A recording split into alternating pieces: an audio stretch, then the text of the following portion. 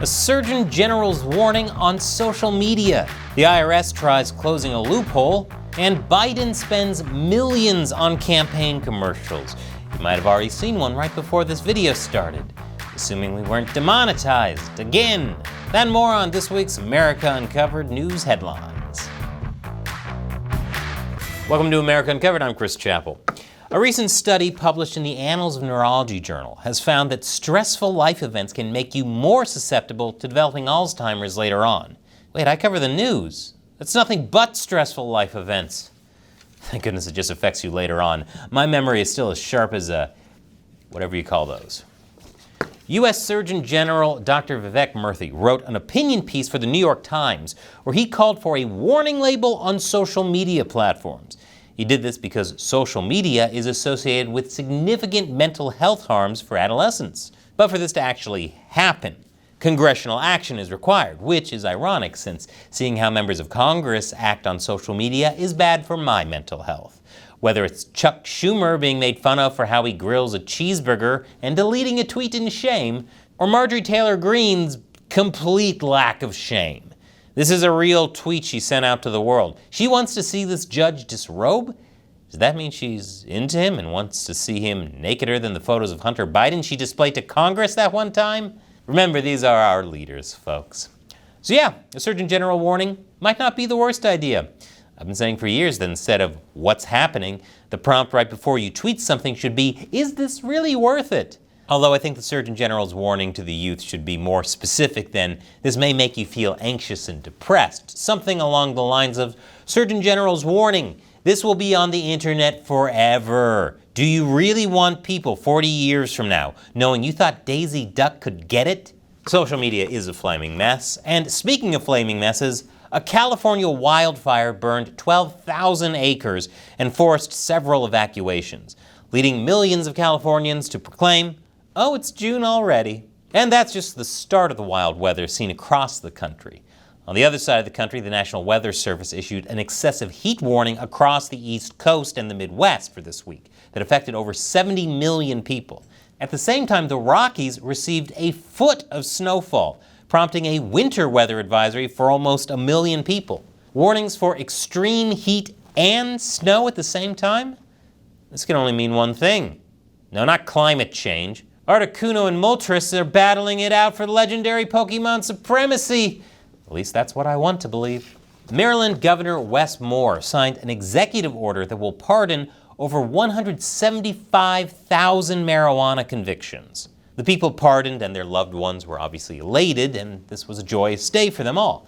But somewhere deep within the White House, Kamala Harris felt a disturbance in the police force, as if thousands of voices suddenly cried out in freedom, and she wasn't there to lock them all up. The Treasury and the IRS unveiled a plan to close a major tax loophole. This would target something known as related party basis shifting, which is when a single business splits itself into different legal entities and then trades assets between them to claim more tax deductions or pay less taxes on future profits. With this plan, the Treasury and IRS are hoping to raise over $50 billion in tax revenue over the next decade. Hey, that would pay for about 4% of the recent $1.2 trillion spending bill. Wow, it's great to see the IRS making sure that the wealthiest Americans pay their fair share. Oh wait, they still audit the poor at 5 times the rate as everyone else. And after the break, the 10 Commandments. Welcome back. Louisiana Governor Jeff Landry signed a law requiring the 10 Commandments to be displayed in large, easily readable font in every school that receives state funding. Louisiana is the first state to make such a requirement, as you can imagine. This flagrant disregard for keeping the church and state separate received immediate backlash. California Governor Gavin Newsom said Louisiana should adjust their priorities and claims that they have the worst crime rate in the nation. Yes, California criticizing another state over crime. But Newsom has a point. Requiring religious artifacts in schools is a clear violation of the separation of church and state. Americans are free to practice or not practice whatever belief they choose. And California believes no ideological symbols should be forced on children in classrooms. Unless, of course, it's a pride flag. On to my favorite state, Delaware. A Delaware man stole $11,000 worth of cigarettes from a Walgreens. What? I can't believe it. Even the criminals in Delaware are better than everywhere else. By stealing all those cigarettes, he's keeping people from smoking. Either that or the thief is going to try and sell them at a cheaper cost, meaning he's helping consumers during sky-high inflation. Truly, he is a carcinogenic Robin Hood. Where else but Delaware, where people still care? Speaking of things that can affect your health, let's give a warm welcome to the Sleep Deprivation Club. Membership is free and the bags under your eyes are complimentary. According to a study published in the journal Psychiatry Research, going to bed after 1 a.m. can increase your odds of developing mental health problems such as depression and anxiety, which makes perfect sense and would explain why literally every vampire has a goth aesthetic. They're not demonic, they're depressed. Hopefully the next person they bite has plenty of vitamin D in their blood. And speaking of things that can lead to exhaustion, the 2024 election. It's only been a few months, but it feels like the campaigns have been going on since the Cretaceous period, which is appropriate, since the 2024 election and the Cretaceous period both featured dinosaurs battling for supremacy. The first debate will take place this upcoming Thursday, June 27th. Both candidates have agreed to the rules, and the debate will be moderated by CNN's Jake Tapper and Dana Bash. It will feature no live studio audience, and the candidates' mics will be muted when it's not their turn to speak. These debate rules and conditions are so specifically targeted at Trump, I'm surprised they didn't also announce an immediate penalty for any candidate who's appeared in the Little Rascals movie. But just because Biden wasn't in any Hollywood movies doesn't mean he doesn't have friends in Hollywood. Biden raised $30 million at a Hollywood fundraiser featuring Jack Black, George Clooney, Julia Roberts, and former President Barack Obama. Was this a fundraiser or a pitch for Ocean's 14? The Biden campaign is using every bit of that money they raised as it announced a $50 million advertising campaign through the month of June, highlighting Trump's conviction.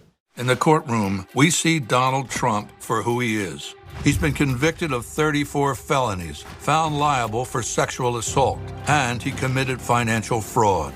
Meanwhile, Joe Biden's been working. These ads will primarily target swing states as well as Hispanic, Asian, and Black voters that Biden is struggling with for some reason. If you have a problem figuring out whether you're for me or Trump, and you ain't black. For some reason. The Trump campaign national press secretary responded to this advertising blitz, saying the contrast between President Trump's strength and success versus crooked Joe Biden's weakness, failures, and dishonesty will be made clear on the debate stage next week, assuming he isn't penalized for having appeared in Little Rascals.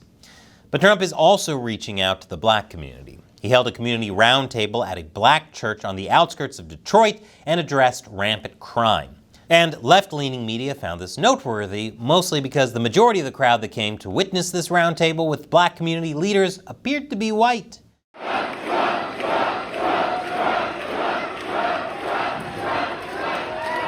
I say appeared to be white because it's possible that they were in fact black, but turned white because... If you have a problem figuring out whether you're for me or Trump, and you ain't black. The pastor of the church even thanked Trump for attending, saying former leaders wouldn't. President Trump, I'm so humbled that you would be here. President Obama never came to the hood, so to speak, right? President Joe Biden, he went to the big NAACP dinner, but he never came to the hood. So thank you. Wait, is he trying to say that Biden only goes to the most elite events? That's not true. His fundraiser didn't even feature Taylor Swift. And right-leaning media found the fundraiser noteworthy, mostly because Biden appeared to freeze on stage at one point and was led off by Barack Obama. To determine whether he froze or not, we turn to Mitch McConnell for his expert testimony on the matter. Mitch? The White House pushed back against this, saying this video and another recent one where Biden appeared to wander off at the G7 were edited in bad faith. The White House claims Biden was just soaking in the applause at the fundraiser and was talking to an off-screen skydiver in the G7 video. Republicans are just trying to make him look mentally unfit. And it's certainly believable that politicians and news outlets aren't the most trustworthy, but there's also the issue of being so old that every time you start or stop walking, people are easily convinced your brains have simply turned into oatmeal. And this is the type of coverage we have to look forward to over the next several months. This is such a drain on the country's mental health. I say anything having to do with the election from here on out should come with the Surgeon General's warning. But if you want a leader that can inspire you, how about Mario? Over on our other channel, Gamers Unbeaten, I hide controversial topics in video game content. This week, the American Empire in a review of Paper Mario, the Thousand-Year Door remake. Check it out. An America Uncovered wouldn't exist without your support. Click that orange button to support us on Patreon. All it takes is $1 an episode, and you can set a monthly limit. Once again, I'm Chris Chappell. See you next time.